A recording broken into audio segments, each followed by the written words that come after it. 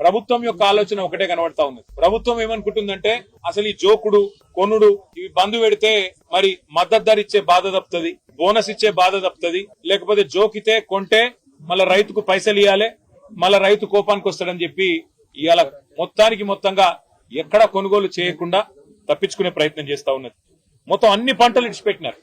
అన్ని వరి, మొక్కజొన్న, అదే విధంగా తెల్లజొన్న, శనిగలు, రాష్ట్ర వ్యాప్తంగా ఏ పంట కొనుగోలు కూడా సరిగా జరగడం లేదు. కేసీఆర్ ప్రభుత్వం ఉన్నప్పుడు మా గౌరవ ఎమ్మెల్యేలు ఒక మాట చెప్తే రైతుల నుంచి విజ్ఞప్తి వస్తే ఎటువంటి కండిషన్లు పెట్టకుండా ఎట్లాంటి ఆంక్షలు పెట్టకుండా మొత్తం సంపూర్ణంగా పంట మొత్తం ప్రభుత్వమే కొంటుండే.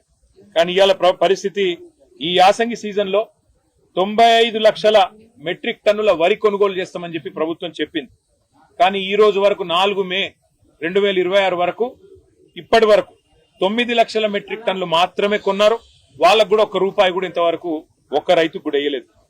మొత్తం రాష్ట్రం మొత్తం 9,500 కొనుగోలు కేంద్రాలు ఉండాల్సి ఉంటే ఈ రోజు వరకు 6,000 మాత్రమే తెరిచినారు. ఏది ఇక్కడ ఇప్పుడు సంగారెడ్డి జిల్లాలో ఇప్పుడే సోదరుడు రాజశేఖర రెడ్డి అనే రైతు చెప్తున్నాడు, ఒక్కటంటే ఒకటి వరి కొనుగోలు కేంద్రం ఈ రోజు వరకు పెట్టలే. అంటే ఎంత అన్యాయమైన పరిస్థితి అంటే సెంటర్లు పెట్టరు, పెడితే రైస్ మిల్ అలాట్ చేయరు, అట్లాగే ఆ సెంటర్ లో గన్ని బ్యాగులు దొరకాయి, సుతిల్ దారం ఉండదు, అకాల వర్షాలతో నష్టం కిందైతే కప్పెతందుకు టార్పాలిన్లు లేవు. అంటే ఉద్దేశం ఏంది ప్రభుత్వం అందంటే అడ్డికో పావు షేరుకో రైతు బయటికి పోయి మళ్ళీ అమ్ముకోవాలి, దళారుల పాలు కావాలి ధాన్యం, మొత్తానికైతే రైతుకు మద్దతు ధర ఇచ్చే పరిస్థితి ఉండవద్దు అని చెప్పి ఇవాళ మొత్తంగా రేవంత్ రెడ్డి ప్రభుత్వం కాంగ్రెస్ ప్రభుత్వం పనిచేస్తా ఉన్నది. దీనికి ప్రధానమైన కారణం సివిల్ సప్లైస్ కార్పొరేషన్ లో జరిగిన కుంభకోణమే. ఇవాళ రేవంత్ రెడ్డి గారు వరి కొనుగోలు చేయలేకపోవడానికి కారణం సివిల్ సప్లైస్ కార్పొరేషన్ లో జరిగిన కుంభకోణం. ఇవాళ సివిల్ సప్లైస్ కార్పొరేషన్ సంస్థ 1,06,000 కోట్ల అప్పుల పాలైంది.